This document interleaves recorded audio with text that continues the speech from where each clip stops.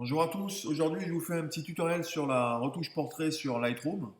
Je vais vous expliquer comment supprimer les défauts avec l'outil suppression des défauts et comment également rendre une peau plus lisse.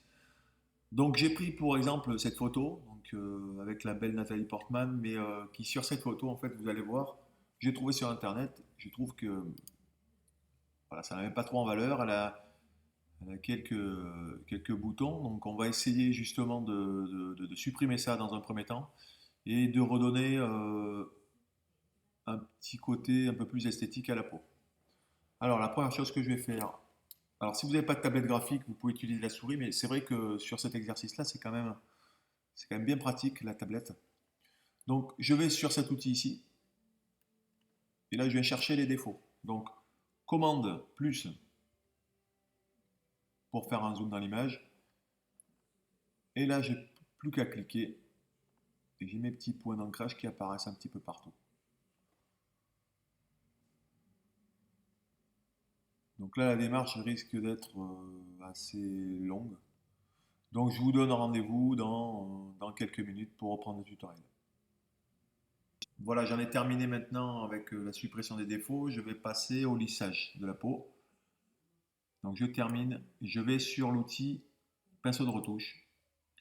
Ici, vous voyez, j'ai des paramètres prédéfinis. Donc où on peut, par exemple, blanchir les dents, améliorer la netteté. Donc moi, je vais cocher sur adoucir la peau. Donc c'est les paramètres que Lightroom a mis en place pour pouvoir travailler assez rapidement. Ceci dit, on est quand même pas sur du travail professionnel comme sur Photoshop, où il y a des techniques quand même, notamment sur la séparation des fréquences, qui sont quand même beaucoup plus abouties que cette technique. Ceci dit, ça donne d'excellents résultats. Alors, ici, je vais passer comme un pinceau en fait sur la peau, un petit peu partout. Veillez à ce que ici ça soit activé, donc le masquage est automatique, car en fait ça permet de peindre sans altérer une zone. Par exemple, la croix au milieu de mon cercle va se baser sur la couleur du contenu, donc elle ne va pas altérer, elle ne va pas lisser les cils.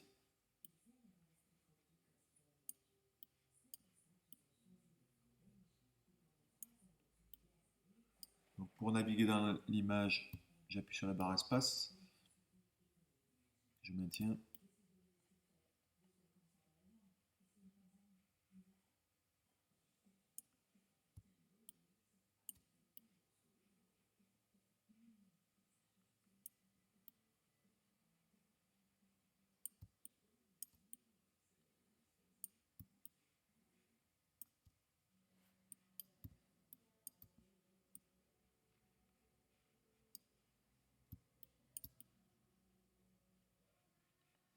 Là, ça devrait aller.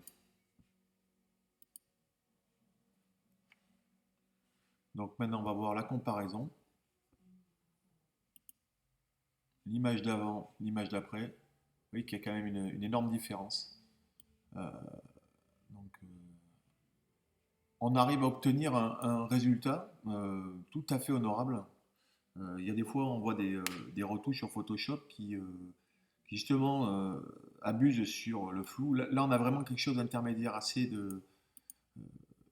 qui reste malgré tout naturel.